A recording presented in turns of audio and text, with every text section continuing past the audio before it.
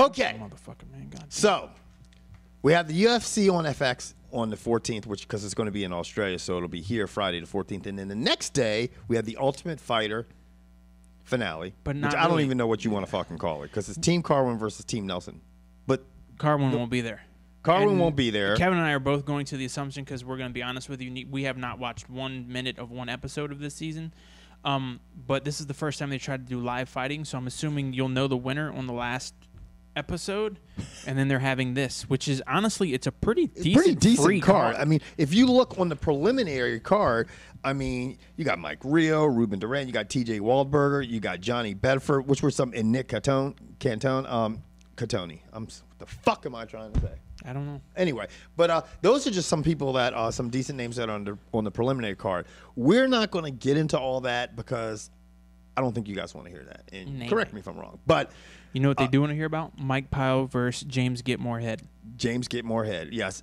That's a good name. And, you know, I tend to go with the fighters that potentially have good names. That's a fucked up way to pick fights, but, you know, then It's again, like when you're watching the Uncut it's like Sports when Show. you're with your girl and she's like, yeah, I want that team to win. And you go, why? Because I like the blue. And then that team fucking wins. And Oh. you just want to fucking, you know. And the next week you ask her, she says, pick the orange team. And then they win. Then you take that bitch to Vegas and put money down and you go home, bro. You lose everything. That's how it really goes in real life. Mike Pyle is, to me, has been very impressive. Obviously, he got stopped by Rory McDonald, but if you take away that, and Rory McDonald's been stopping a lot of people, he has been very impressive as of late. Backney only has one loss, and that's the Condit. And he's already called Condit out. What happened?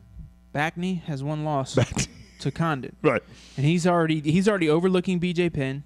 If you guys are watching that upcoming thing, that behind the scenes, yeah. He's basically him and GSP. Oh, he's over the hill. Roy's on his way up. BJ's on his way down. I hope BJ Penn fucks BJ McDonald Penn is very up. fucking crafty. He's just and you know what? He's had downtime. People forget these fighters, man. Everybody, people like Henderson and these guys. But Shogun went through a stage like that in his career where you just. Anyway, who do you got? Gitmorehead. Because he's got a great name. Yeah.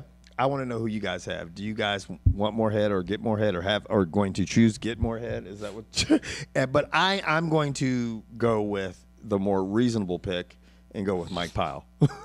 Fair enough. I can tell you who I'm not going with this next pick. Who? Your boy. Jonathan Brookins. Love some Jonathan Brookins. I do. His Dustin Poirier stink. And I'm not going to deny what George just said.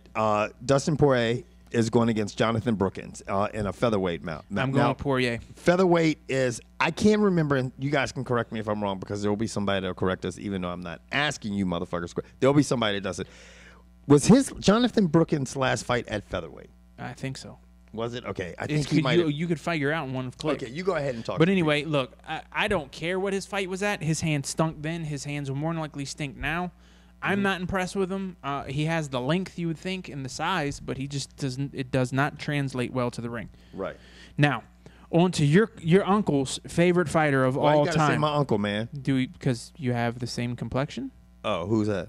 The most underrated, overhyped, overlooked. See, I have a buddy, Don, who's probably watching this video right now, and he loves Melvin Guillard. Has a man crush on Melvin Guillard. And we were all watching a fight, giving him a hard time, and Melvin Guillard came up short like we knew it was going to. Yes, because he's only about 5'4".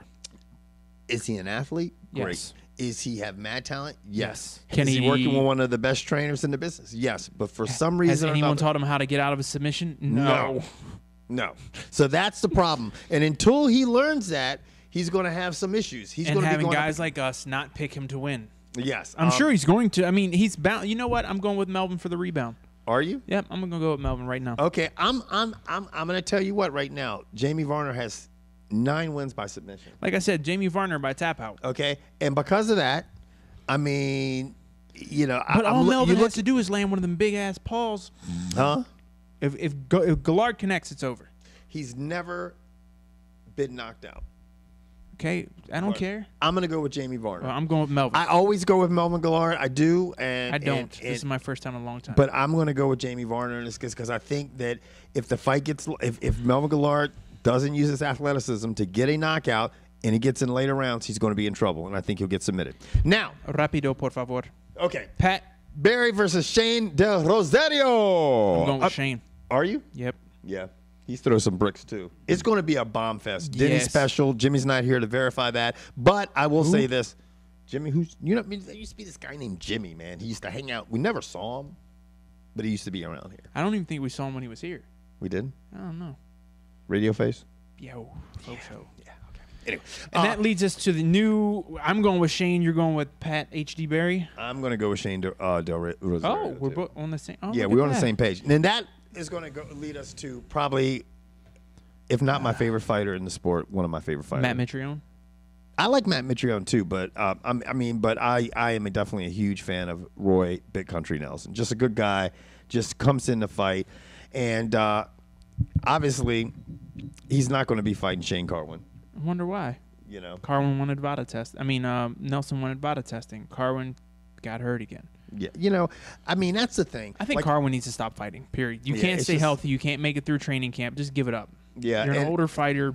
And I think people like Roy Nelson, it's like, you know what, man, figure out what you want to do with these guys with the testing. Man, I am so on Roy Nelson's side when I it am comes too. to this too, because it's And like, BJ Penn. yeah, you know, these guys are basically saying, look, we don't know what the fuck to do. What are the fucking rules? You know what I'm saying? So, I mean, Roy Nelson versus Matt Mitrione. Matt Mitrione does have some fucking nice hands. But he lost in his last fight bad. He did, but it was To Congo, to Chich. to a guy who's very tall and lengthy. Now, I'm going to tell you what. I like Big Country Nelson, but if he lets this guy establish his range and use those hands and keep him off balance, he could have a long fucking night. Nelson by belly flop. I think if it goes to the ground, I'm going to agree with you.